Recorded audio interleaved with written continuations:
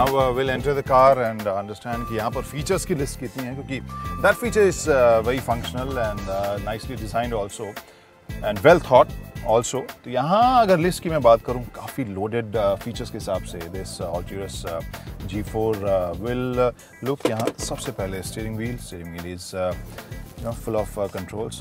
वैसे यहाँ पे 8-way powered seats हैं यहाँ with memory control also, so you can set it इस ऑटो के साथ where 3 different passengers अपने हिसाब से इसको adjust कर सकते हैं और ये कार वो याद रखेगी.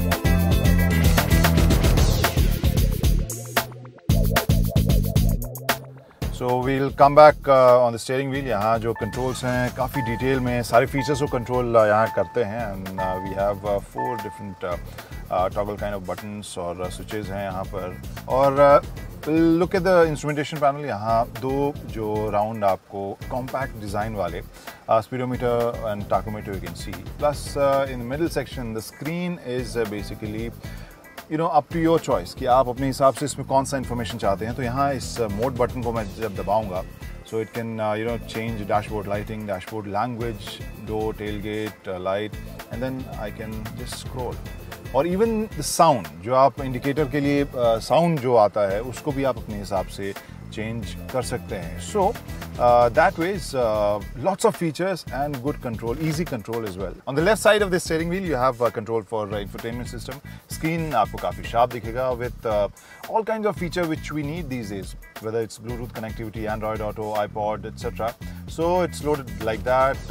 Then we have lots of switches over here which can basically आपके climate control को control करने के लिए switches हैं. Then you have some space to keep stuff. यहाँ USB aux in दिया गया है, power outlet दिया गया है और यहाँ पर cigarette lighter भी दिया गया है. Then when you move to this gear shift area, यहाँ पर एक wooden finish के साथ एक अच्छी classy सी feel यहाँ पर आ रही है. But you can see this W and S button as well. So this is a transmission which is borrowed from Mercedes. तो यहाँ इस transmission के साथ यहाँ बगल में आप जो typical auto transmission के बगल में W और S देख रहे हैं, that is winter and summer. So obviously this is like a global model. तो जहाँ winter के माहौल में आपको drive करना है वहाँ पर पिछले this rear wheel drive by the way, so वहाँ पर टॉर्क को कम करने के लिए विंटर मोड में जाएंगे जिससे कि आप बहुत ज़्यादा स्लिप न करे आपके पहिए. एंड बट इंडिया में as we know summer mode ही चलेगा, तो यहाँ पर ऐसे ही हमने चुना हुआ है.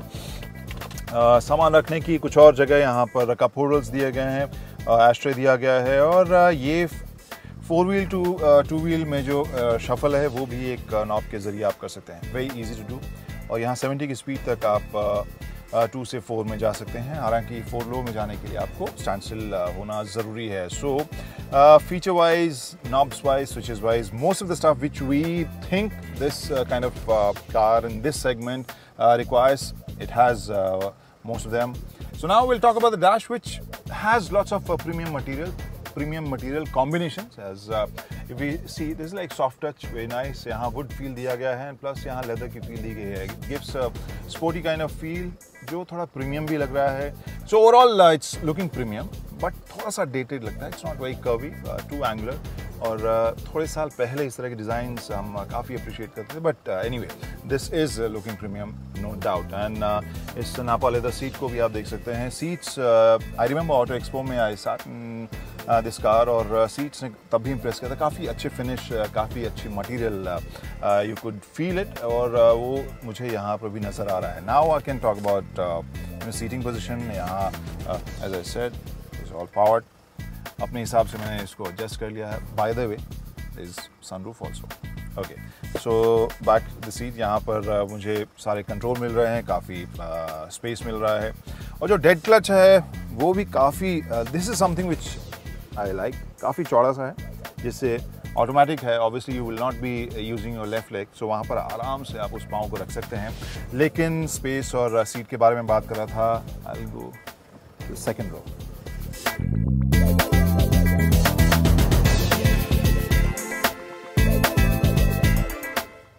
Dimension wise, this is bigger as far as previous Rexton is concerned when we compare it with that car, and I can feel काफ़ी चौड़ी सी है.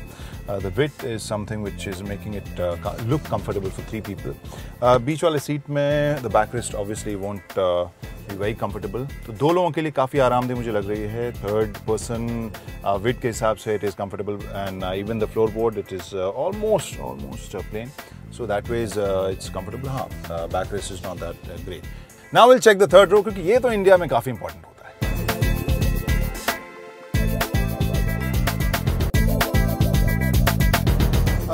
आसान सही है, बहुत ज़्यादा मुश्किल नहीं है, लेकिन हाँ यहाँ से देख के लग रहा है कि it would be appropriate for smaller passengers. Yes, very small. So access is not very intuitive, not very comfortable, but yeah, it's functional. और यहाँ बैठकर I can definitely say कि this is meant for very small passengers, क्योंकि यहाँ average Indian height के हिसाब से भी if I say, so it's not only about the seat height or the space or leg space, even space यहाँ पाँव के लिए आपको कम मिलेंगे और headroom भी कम मिलेगा. Basic comfort वाला ये third row है. यहाँ you have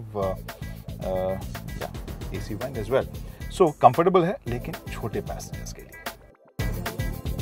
That was Mahindra Alturas G4 test drive. Now let's take a look at the competition.